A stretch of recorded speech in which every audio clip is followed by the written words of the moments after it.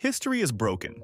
Not in a boring textbook way, but in a way that makes you question if time travelers are real and they are messing with us. Because how else do you explain that samurais and fax machines existed at the exact same time? Or that we landed on the moon before anyone thought to put wheels on a suitcase? These are 33 history facts that sound completely fake, but are absolutely painfully true. And fair warning, at least one of these will make you stare at a wall for 5 minutes. 1.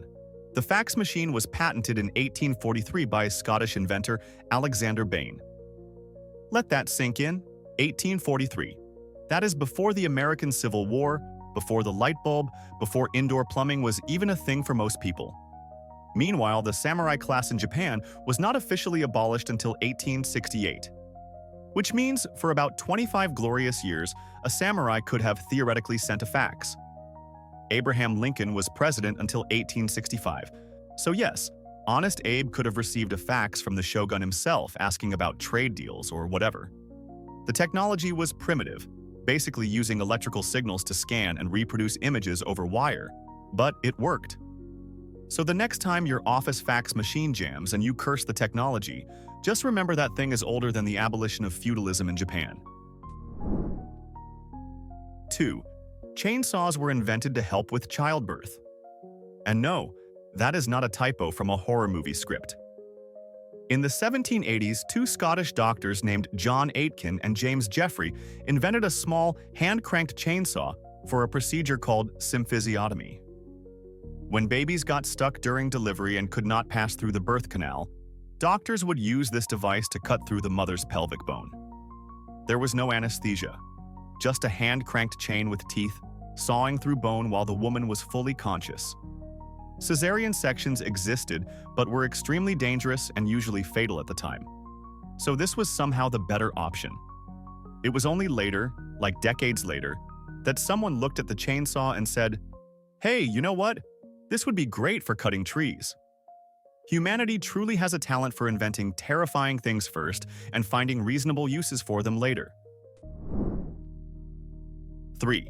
The last public execution by guillotine in France took place on September 10, 1977. 1 month later, Star Wars premiered in French theaters. Think about that timeline for a second. Luke Skywalker is swinging his lightsaber around, and somewhere in France, they just finished using a blade designed during the French Revolution to execute a convicted murderer named Hamida Jandoubi. The guillotine was still on the books as the official method of capital punishment until 1981, when France abolished the death penalty entirely. So you had an era where people were lining up to see laser battles in space, disco was at its peak, and the French government was still using 18th century decapitation technology. The 1970s were truly a wild time where the future and the past just decided to coexist in the most uncomfortable way possible. 4.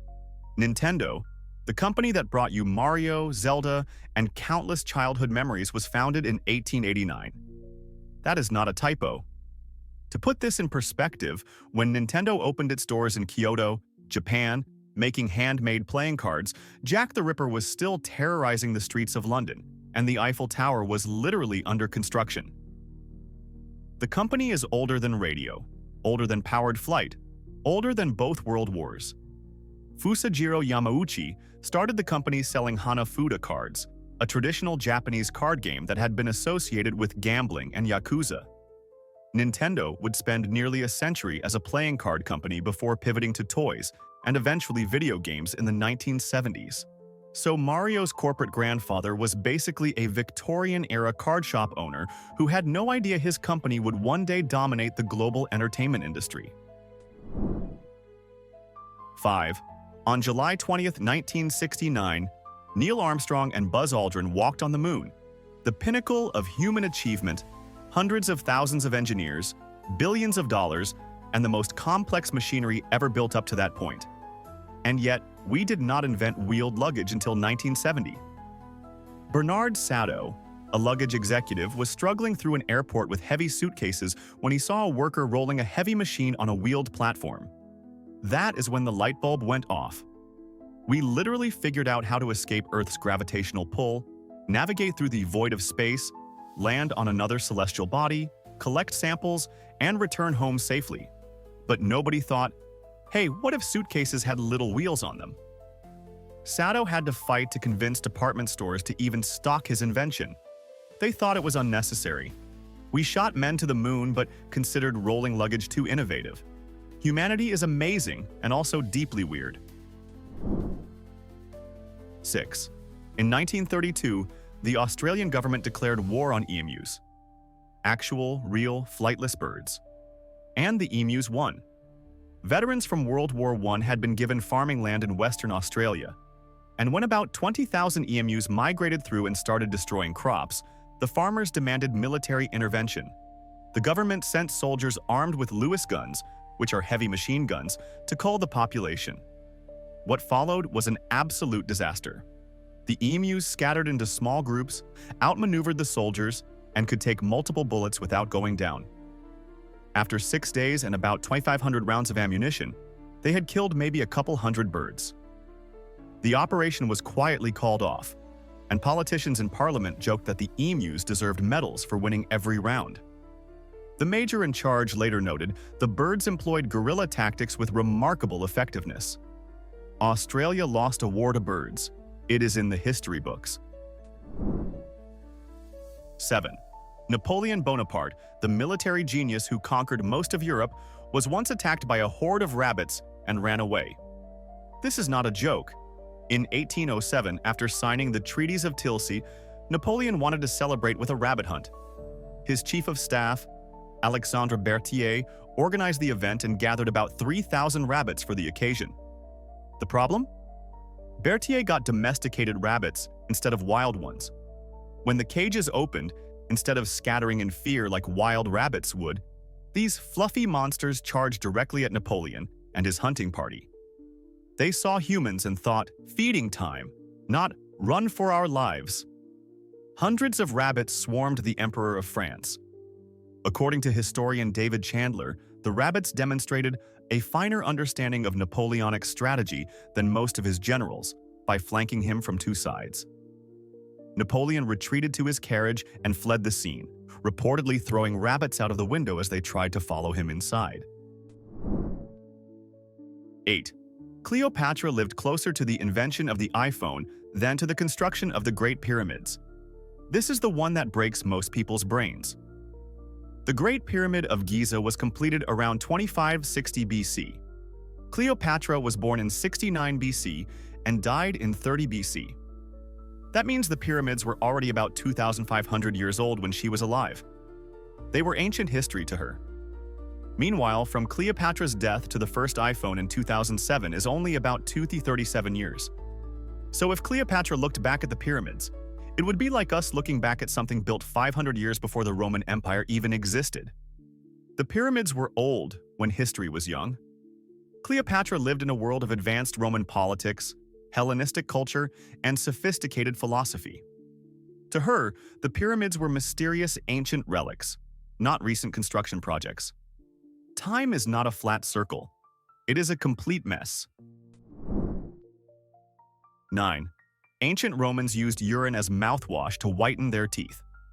Both human and animal urine were collected for this purpose, and it was not considered weird at all.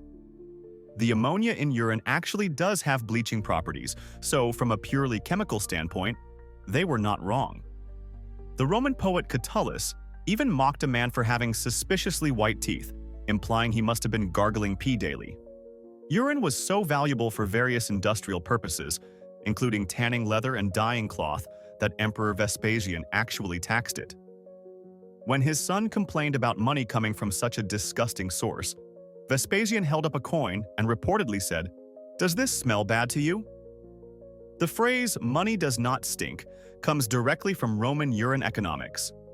So next time you use whitening toothpaste, just appreciate that modern chemistry has found alternatives to what Romans considered a perfectly normal hygiene routine. 10. In 1989, PepsiCo briefly became the owner of 17 submarines, a cruiser, a frigate, and a destroyer. At that moment, Pepsi had the 6th largest military fleet in the world. This happened because the Soviet Union was desperate for Pepsi. Seriously. Pepsi had entered the Soviet market in the 1970s, but since Soviet rubles were worthless on international markets, they had to barter. First, they traded vodka. When that deal needed renegotiating, the Soviets offered military ships instead. Old, decommissioned ships destined for scrap, but still. Pepsi accepted and immediately sold them to a Swedish company for recycling. For a brief window, a soft drink company had more firepower than most countries. Pepsi's CEO at the time joked to National Security Advisor Brent Scowcroft, "We are disarming the Soviet Union faster than you are." The Cold War was truly strange, and apparently cola was a more effective diplomatic tool than anyone expected. 11. Abraham Lincoln is in the National Wrestling Hall of Fame. The same Abraham Lincoln who gave the Gettysburg Address, freed the slaves, and wore that iconic top hat was also an absolute beast in the wrestling ring. Standing at 6 feet 4 inches, which was enormous for his era, Lincoln was known throughout Illinois for his wrestling skills. His estimated record is approximately 299 wins and only one loss over a 12-year wrestling career. One famous match was against Jack Armstrong, the local champion of New Salem. Armstrong started fighting dirty, so Lincoln just picked him up and slammed him into the ground. After that, Armstrong's gang, the Clary's Grove Boys, became Lincoln's loyal supporters. Lincoln himself once reportedly said, "I am the big buck of this lick," which was 19th century trash talk. So the great emancipator could have also body slammed you into next week if circumstances required it. 12. Woolly mammoths were still walking the earth when the Egyptians were building the pyramids. This is not some fringe theory. The timelines overlap directly. The Great Pyramid of Giza was completed around 2560 BC. Meanwhile, a population of woolly mammoths survived on Wrangel Island, a remote Arctic island off the coast of Siberia, until approximately 2000 BC. That means mammoths existed for about 500 to 600 years after the pyramids were built. So while Egyptian pharaohs were being entombed in massive stone monuments, fuzzy elephants with massive tusks were still munching on grass in the Arctic. Granted, these were an isolated population on one island, not exactly roaming the plains in huge numbers. But still, if a particularly adventurous Egyptian had somehow made it to the Arctic, they could have seen a living mammoth. The Ice Age and the Age of Pyramids existed simultaneously. Timeline completely shattered. 13. In 1866, Liechtenstein sent 80 soldiers to guard the Brenner Pass during the Austro-Prussian War. When they returned home, they had 81 soldiers. They had made a friend. This is the most wholesome military story in recorded history. Liechtenstein was allied with Austria, but their tiny contingent never saw any actual combat. They just guarded a mountain pass, presumably got bored, and at some point, an Austrian liaison officer decided he liked them so much that he just came home with them. Nobody got hurt, nobody even fired a shot, and they expanded their army by 1.25% just through the power of friendship. Some historians debate exactly who this 81st soldier was, whether he was Italian or Austrian, but the legend persists in Liechtenstein. Shortly after this war, Liechtenstein disbanded its military entirely, apparently deciding that their record was too perfect to risk ruining. They remain one of the few countries in the world without a standing army. 14. The London Underground opened its first line in 1863. Cowboys were still having shootouts in the American West. The Civil War was raging, and people still traveled by horseback across most of the world. Meanwhile, in London, gentlemen in top hats were taking the subway to work. The Metropolitan Railway ran from Paddington to Farringdon, using steam locomotives that filled the tunnels with smoke so thick that passengers sometimes fainted. But still, it was an underground train.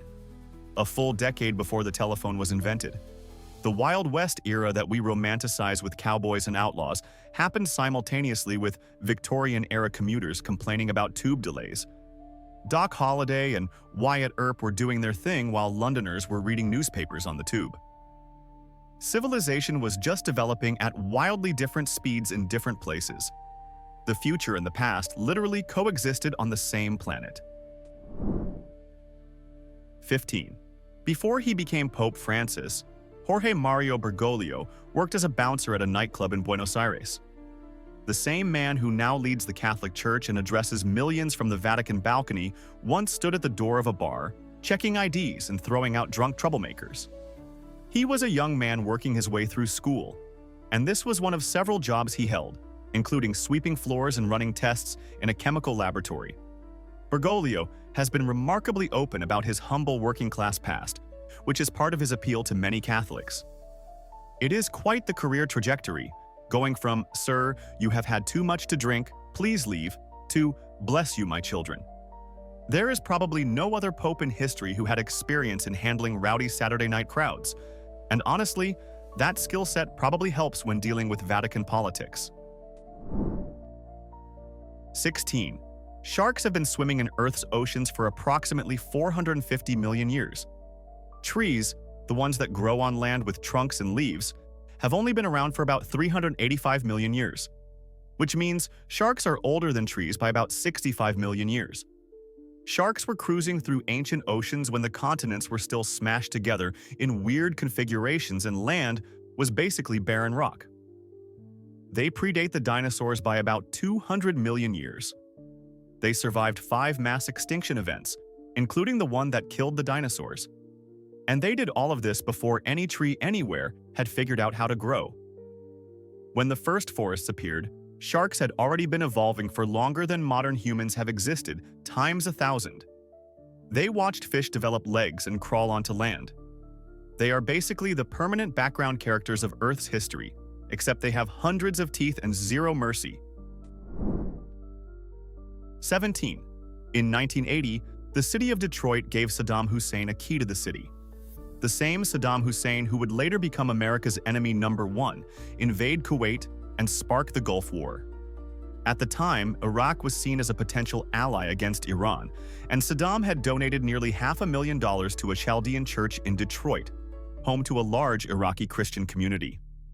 Mayor Coleman Young authorized the honor, and a delegation traveled to Baghdad to present the key. This was during the peak of Iran-Iraq relations being terrible, and American-Iranian relations being even worse after the hostage crisis. The United States was actively supporting Saddam against Iran. Geopolitics makes for strange bedfellows, and 1980 was a time when American officials posed for photos with a future war criminal. The key has never been revoked, technically still exists somewhere in the city records. 18. Warner Brothers was founded on April 4, 1923. The Ottoman Empire did not officially dissolve until October 29, 1923, when Turkey was declared a republic. So for several months, a Hollywood movie studio and an empire that traced its roots to 1299 existed at the same time. The same Ottoman Empire that controlled vast territories across 3 continents for over 600 years overlapped with the early days of Hollywood.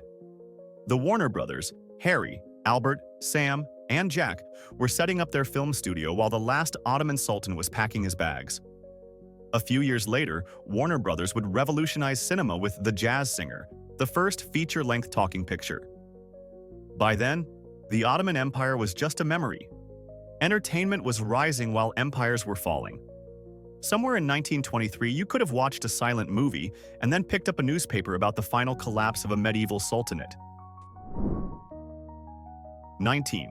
The Anglo-Zanzibar War of 1896 lasted between 38 and 45 minutes, making it the shortest war in recorded history.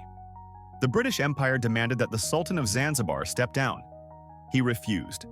The British shelled his palace with 5 warships. The palace was destroyed. About 500 of the Sultan's defenders were killed or wounded, and British casualties were 1 sailor who was injured. The Sultan fled to the German consulate, and the whole thing was over before most people could finish breakfast. In fairness, war might be a generous term for what was essentially a very aggressive morning. But it is in the history books as an official conflict between 2 sovereign entities with a formal declaration and cessation of hostilities. The British Empire did not mess around when it came to gunboat diplomacy. Also, for context, you probably spend more time watching a single episode of television than this entire war lasted. 20. Pablo Picasso died on April 8, 1973. Pink Floyd released The Dark Side of the Moon on March 1, 1973. The legendary artist who pioneered Cubism, influenced virtually every art movement of the 20th century, and seemed to belong to some distant era of history, was alive to potentially listen to one of the greatest rock albums ever made. We tend to think of Picasso as an ancient master, grouped mentally with artists from centuries ago.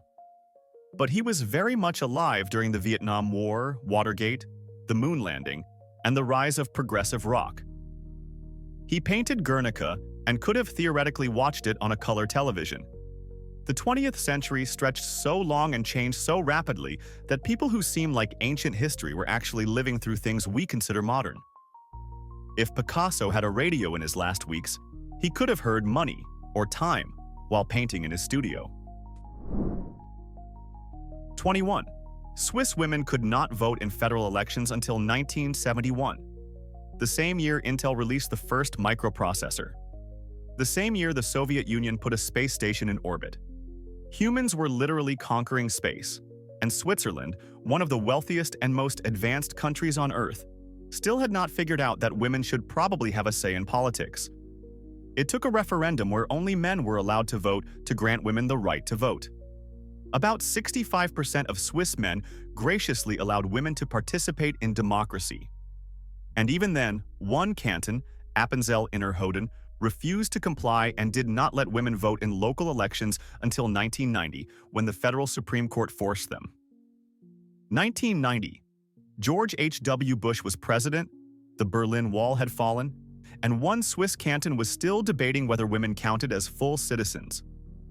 Progress is not linear, especially in Switzerland. 22. Tiffany & Co., the jewelry company famous for those little blue boxes and diamond engagement rings, was founded in 1837. Italy did not exist as a unified country until 1861. For 24 years, a luxury jewelry store in New York predated the entire nation of Italy. Before Garibaldi unified the Italian peninsula, before the Kingdom of Italy was declared, before modern Italian identity really existed, Americans were already buying overpriced silverware from Tiffany's. Charles Lewis. Tiffany was selling fancy goods while Italy was still a collection of warring city-states, papal territories, and Austrian-controlled provinces. The House of Savoy had not yet united the peninsula, but New York already had a store where you could buy diamond necklaces. This says something profound about the relative ages of commercial capitalism and European nationalism. Or maybe it just says that people have always been willing to spend too much money on shiny things. 23. The lighter was invented before the match. Johann Wolfgang Dobereiner, a German chemist, created Dobereiner's lamp in 1823. This device used hydrogen gas and a platinum catalyst to produce a flame. It was bulky, expensive, and required volatile chemicals, but it technically worked as a portable fire-starting device. The friction match as we know it was not invented until 1826 by English chemist John Walker. So humanity figured out how to use chemical reactions and precious metals to generate fire before anyone thought, what if we just put some chemicals on a stick and rubbed it against something rough? The lighter was the complicated solution. The match was the simple one. And we invented them in the wrong order. Dobereiner's lamp was actually quite popular among wealthy Europeans because it was seen as a scientific marvel, a conversation piece for dinner parties. Sometimes innovation goes backward before it goes forward. 24. George Washington died on December 14, 1799. The word dinosaur was not coined until 1842, which means America's first president, the father of the country, the guy on the $1 bill, lived his entire life without ever knowing that dinosaurs existed. The concept simply was not there. People found large fossils and assumed they were from biblical giants, dragons, or weird oversized modern animals. It was not until Richard Owen, an English paleontologist, examined bones from several large extinct reptiles and realized they represented a distinct group of creatures that he invented the term dinosauria, meaning terrible lizards. If you had shown George Washington a T-Rex skeleton, he would have had absolutely no framework to understand what he was looking at. The founding fathers established democracy but had no idea that giant reptiles once ruled the earth. They could imagine revolution but not velociraptors. 25. Anne Frank and Martin Luther King Jr. were born in the same year, 1929. Frank was born on June 12th in Frankfurt, Germany. King was born on January 15th in Atlanta, Georgia. Two icons of the 20th century, representing two completely different struggles against hatred and injustice, entered the world within months of each other. Anne Frank would die in Bergen-Belsen concentration camp in 1945 at just 15 years old. Martin Luther King Jr. would lead the American Civil Rights Movement until his assassination in 1968. Their lives represent parallel battles against bigotry on two continents during the same historical moment. We tend to compartmentalize history into neat boxes. The Holocaust in one corner, the Civil Rights Movement in another. But they were happening to the same generation. Frank's diary and King's speeches are both products of people born in that fateful year of 1929, just before the Great Depression reshaped the world. 26. Tyrannosaurus rex lived closer in time to us than to Stegosaurus.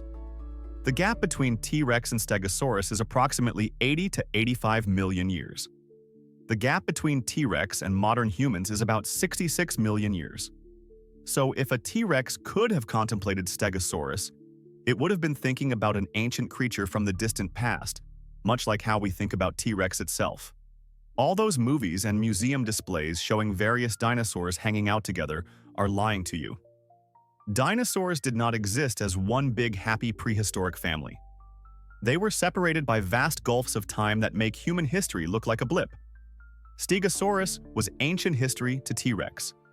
T-Rex would have had to dig up fossils to learn about Stegosaurus, just like we dig up fossils to learn about T-Rex. The Mesozoic era was 186 million years long.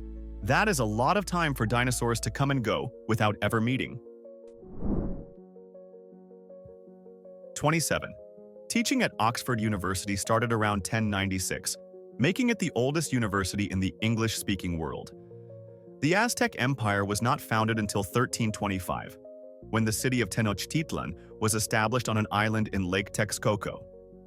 By the time the Aztecs were building their famous pyramids and developing their sophisticated civilization, Oxford had already been educating students for over 200 years. When Spanish conquistadors arrived and marveled at the wonders of the Aztec capital, calling it more magnificent than anything in Europe, Oxford was old enough to have alumni traditions. European higher education predates entire civilizations that we think of as ancient. Oxford was there for the Crusades, the Black Death, the Wars of the Roses, the Renaissance, and the Reformation, all before the Aztecs even reached their peak. By 1428, when the Aztec Triple Alliance formed and the empire really got going, Oxford was already over 300 years old. 28. In November 1952, the Israeli government offered Albert Einstein the presidency of Israel. The man who discovered relativity, revolutionized physics, and became the most famous scientist of the 20th century was asked to lead a nation. This happened after the death of Chaim Weizmann, Israel's first president.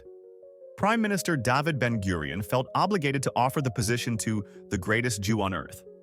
Einstein politely declined, saying he lacked the natural aptitude and experience for dealing with people.